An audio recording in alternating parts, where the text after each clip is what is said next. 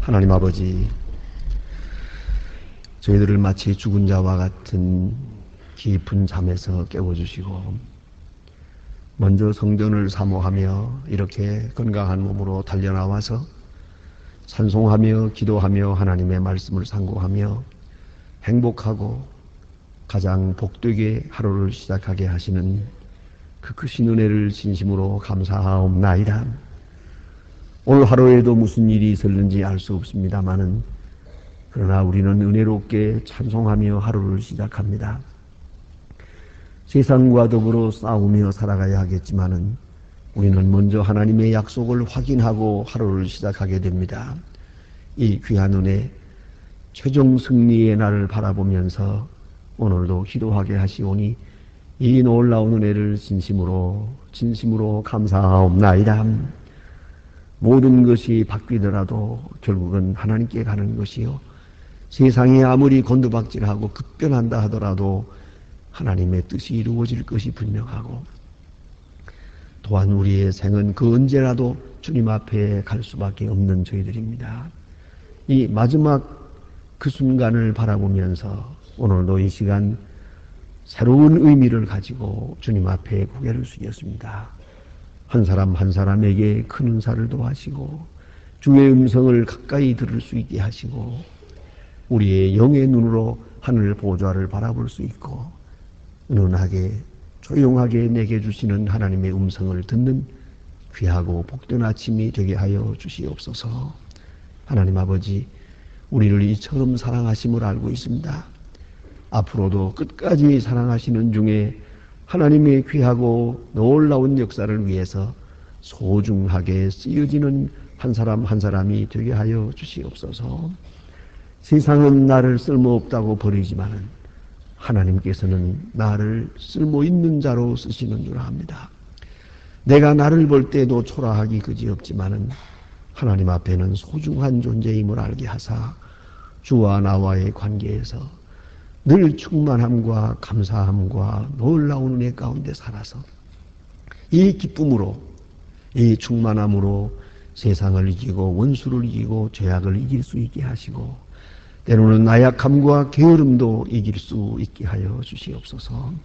하나님 아버지, 오늘 누구와 이야기하든지 주님의 거룩하신 뜻 안에서 이야기할 수 있게 하시고 어떤 말을 듣든지 조용히 그 속에 들려지는 주님의 음성을 듣게 하여 주시옵소서.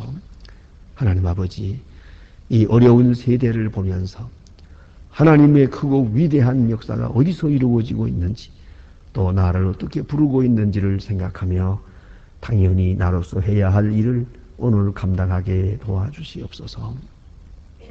오늘도 하나님의 말씀이 바르게 권세 있게 전해지고 땅끝까지 들려지게 하옵소서.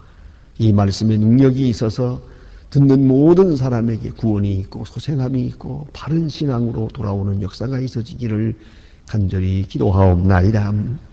자비하신 주여, 주님께서 큰 권능을 더해 주시는 중에 이 교회로 하여금 교회된 귀한 본분을 감당하게 하옵소서.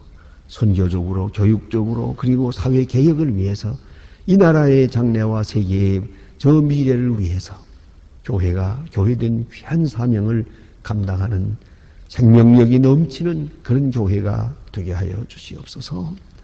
교회를 봉사하는 분들, 주님의 나라를 위해서 애쓰는 분들, 헌신하는 분들에게 항상 크고 놀라운 역사와 축복으로 더해 주시기를 기도합니다. 주님, 이 나라를 돌보아 주시고 앞에 있는 총선을 주님께서 주장해 주시옵소서. 사람의 뜻에 맡기지 마시고 하늘의 뜻이 이루어지기를 바라며 모든 사람들이 주 앞에 돌아오고 하나님의 귀한 역사가 이루어지기를 바랍니다. 주여, 인간의 권모술수나 정치적인 수단은 다 사라지게 하시고 주님께서 원하시는 자를 지명하는 그런 귀한 시간이 되고 그동안에 추했고 부끄러웠던 일을 다 이제 일소하고 밝고 명랑한 정치 체계를 이루어 갈 수 있고 온 국민이 존경하며 신뢰할 수 있는 그러한 미래를 창출할 수 있게 하여 주시옵소서. 자비하신 주여, 주여 크신 능력을 더해 주셔서 저 북녘 땅에도 큰 은총을 주시고 긍휼하심을 베푸시옵소서. 주여, 수많은 사람들이 주의 이름으로 순교하고 있습니다. 수백 명이 총살당한 소식도 듣고 있습니다. 굶어 죽는 사람들이 계속 속출하고 있습니다. 하나님 불쌍히 여겨주소서. 어수속히 여기서 멈추어 주시고 저들에게 자유함을 허락해 주시옵소서. 저들이 순교하며 마지막으로 기도한 간절한 기도를 물리치지 마시고 오늘은 응답하여 주시옵소서. 자비하신 주여, 우리가 보내는 적은 성금이 그들에게 큰 위로가 되고 힘이 되게 하시고 병원을 짓는 일이나 고아원을 짓는 일, 주여 이제 마감 단계에 있사오니 아름답게 이루어져서 많은 불쌍한 사람들을 먹이기도 하고 치유할 수 있는 귀한 사랑의 기관이 될 수 있게 하여 주시옵소서. 자비하신 주여, 오늘도 해외에 있든지 여행 중에 있는 사람들, 군문에 나가 수고하는 젊은이들, 공부하는 자녀들 하나하나 돌보아 주시옵소서. 특별히 병중에 있는 분들과 슬픔을 당한 가정에 은총을 더하시고 우리가 위하여 기도하는 모든 사람들에게서 우리의 기도가 응답되게 하여 주시옵소서. 주여, 이날이 복되게 하시고 내일을 위해서 귀하게 준비하는 은혜의 날이 되게 하여 주시고 좋은 소식을 듣는 아름다운 날이 되게 하옵소서. 주 예수 그리스도의 이름으로 기도드립니다. 아멘. 하나님의 말씀 계속해서 이사야서 오늘 60장 보겠습니다. 이사야 60장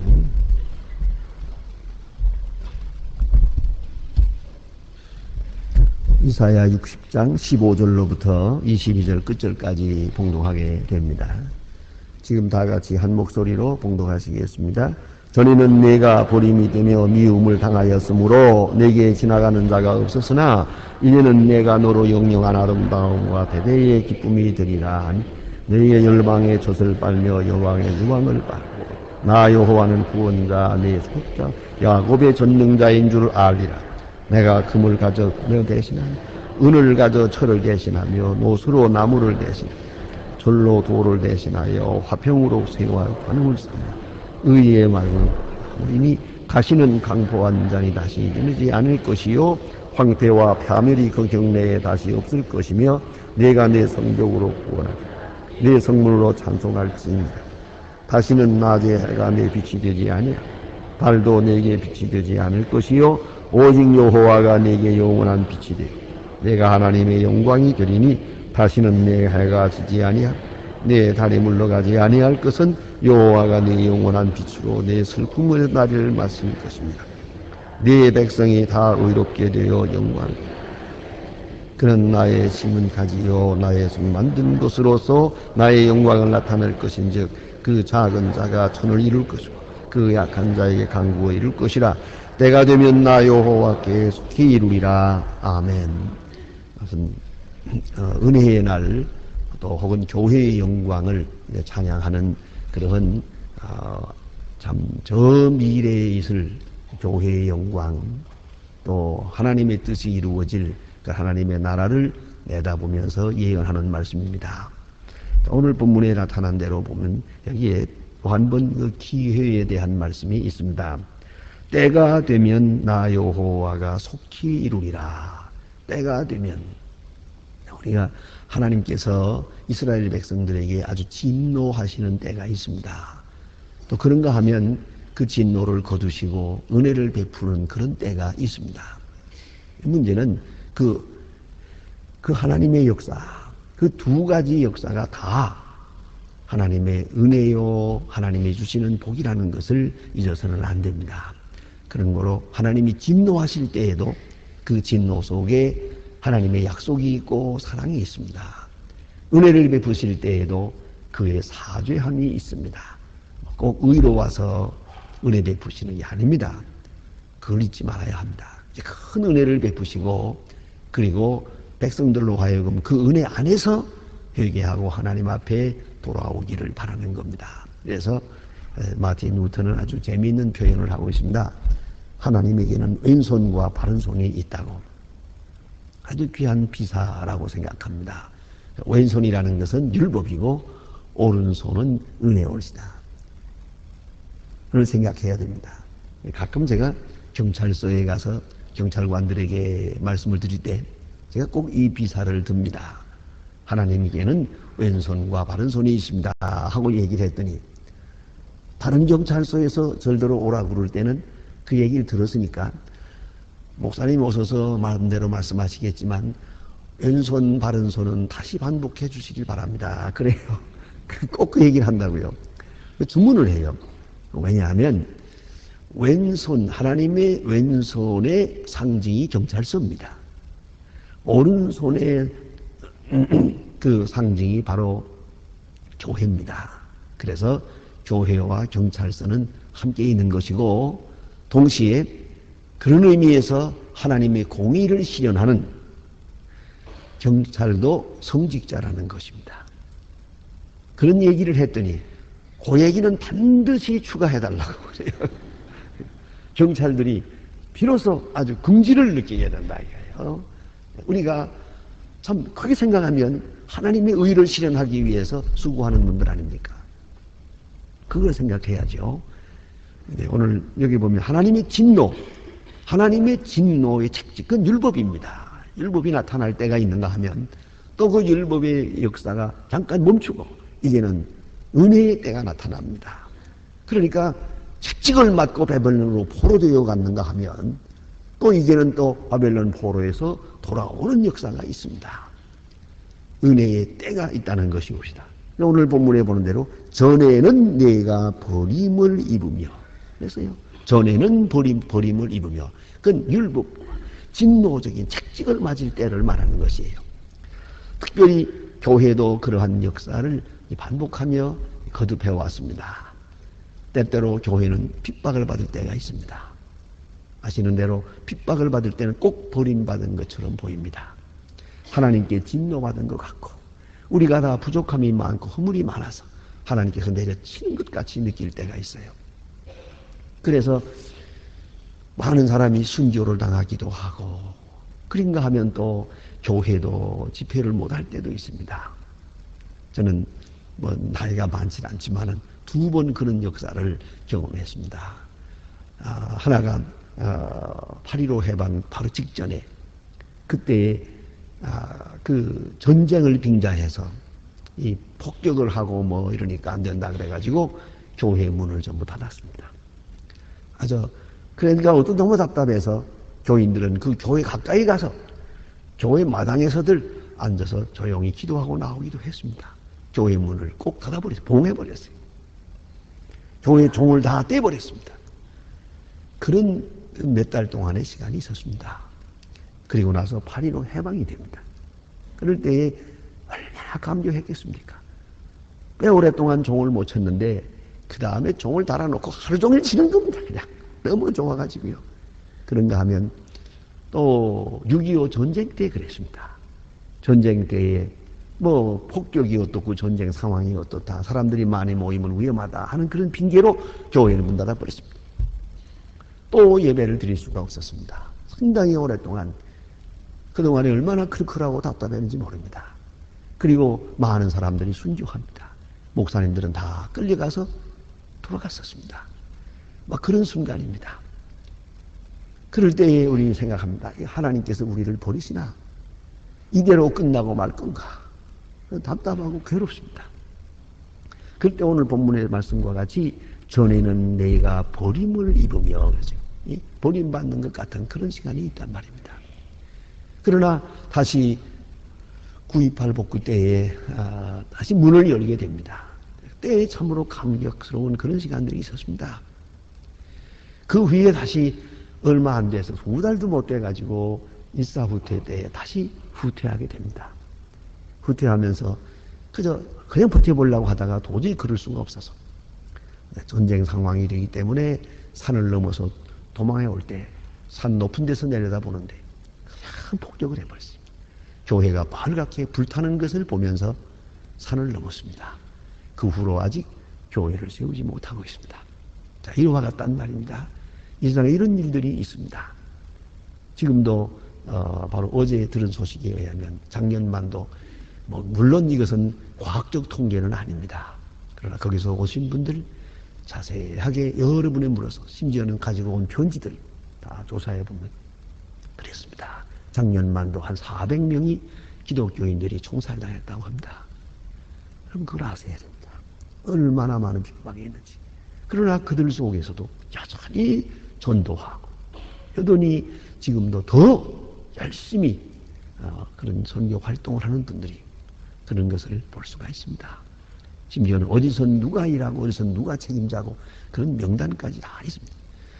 얼마나 지하에서 애쓰는지 모릅니다. 자, 그럼 이러한 어두운 때 마치 하나님이 우리를 버리신 것 같이 그런 거죠. 예수님이 십자가에 돌아가실 때 바로 캄캄해집니다. 바로 그런 순간 이 순교자가 죽어가는 그런 순간 같은 것 보면은 마치 하나님이 저를 버리신 것 같이 그렇게 보인단 말이에요. 그래서 이제 우리가 이사야 55장에서 이미 보지 않았습니까? 저가 쓰림을 받고 미움을 받는 것자 같다. 예? 마치 저주받은 자 같다. 십자가에 죽는 모습은 그러한 거 아닙니까? 순교자가 비참하게 죽는 것을 인간의 시각으로 볼 때는 버림받는 것 같지 않습니까? 그래서 오늘 말합니다. 전에는 내가 버림을 입으며 미움을 당하였으므로 그랬어요. 미움을 당하였으므로 이렇게 어려움을 당할 때는 누구도 그를 동정하지 않습니다. 누구를 만나주지도 않습니다. 그러한 어려운 때가 있습니다만은 그러나 오늘 여기 은혜의 때를 이렇게 말씀하고 있습니다. 이제는 내가 너로 영영한 아름다움과 대대의 기쁨이 되게 하리니 그래서요. 이제는 영화롭게 하리라. 이제는 영광을 주리라. 그래서요. 다시 지난 얘기를 합니다만은 8.15 해방됐을 때 그때 감옥에 있던 분들, 감옥에 있던 목사님들이 나왔어요. 그 감옥에서 7년 동안 고생한 분들, 이런 분들이 나와가지고 그 교회마다 다니면서 복음을 전하는데요.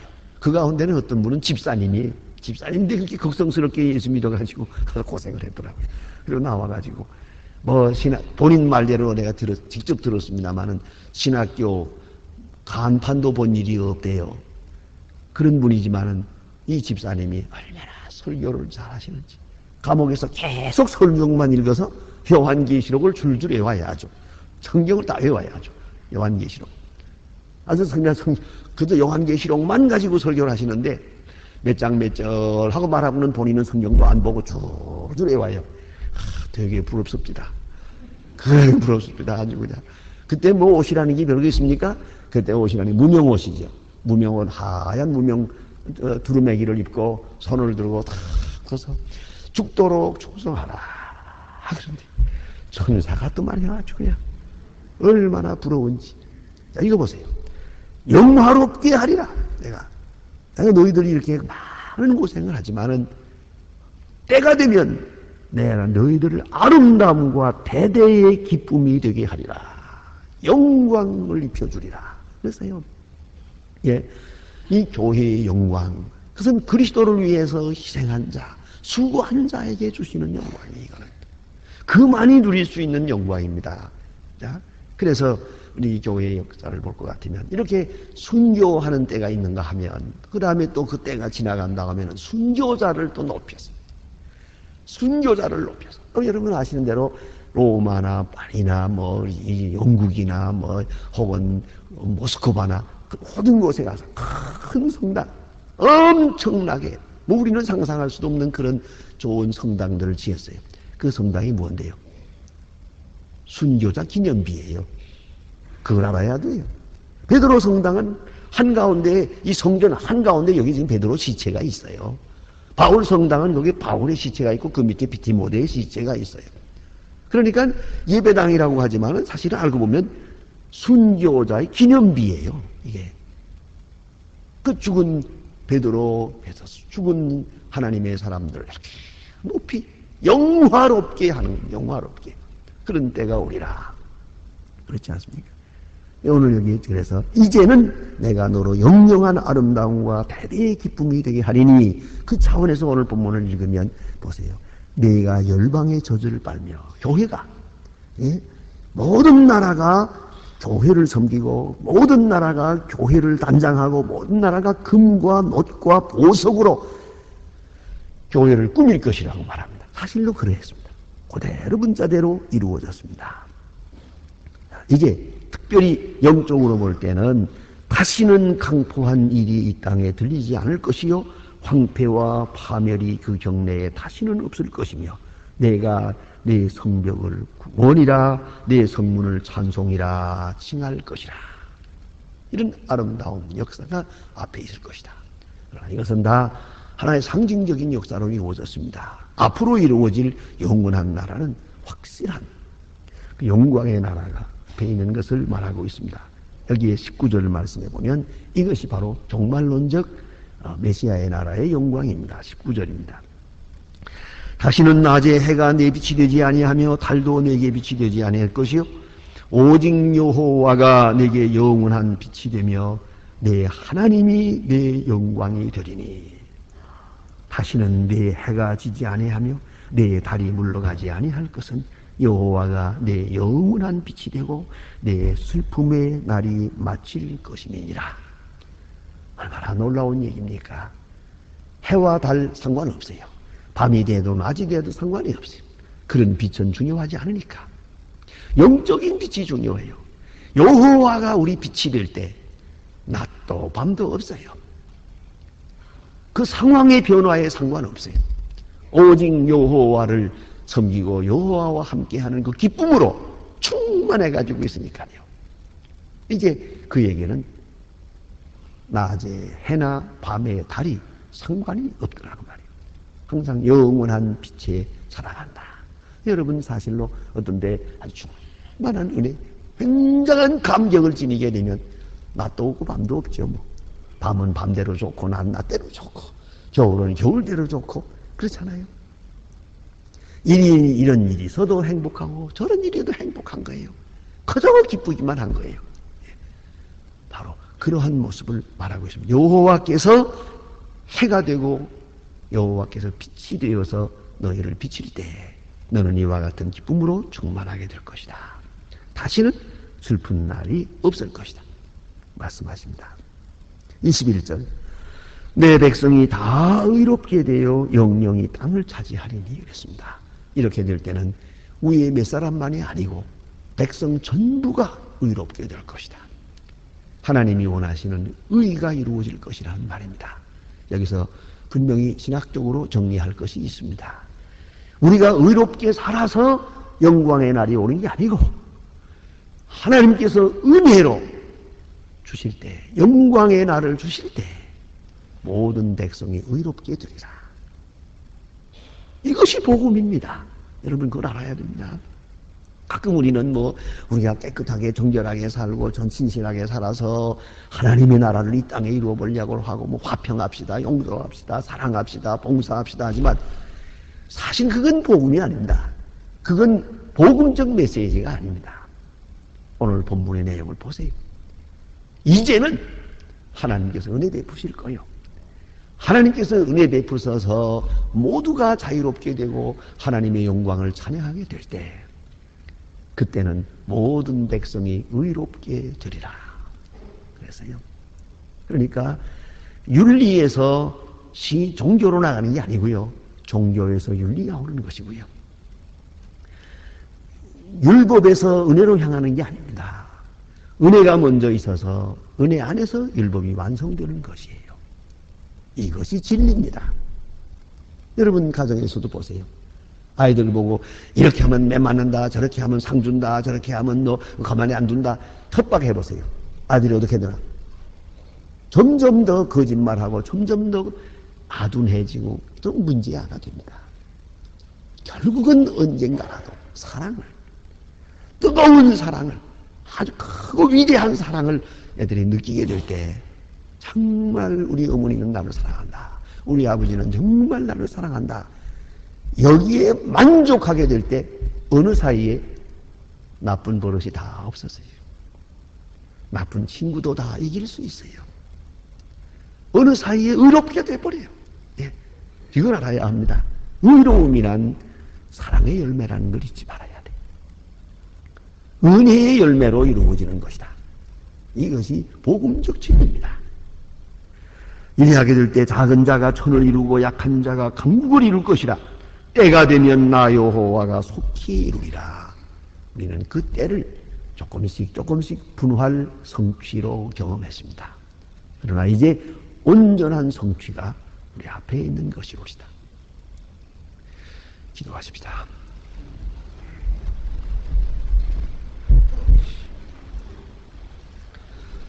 하늘에 계신 우리 아버지시여, 이름이 거룩히 여김을 받으시오며 나라 임하옵시며 뜻이 하늘에서 이룬 것 같이 땅에서도 이루어지.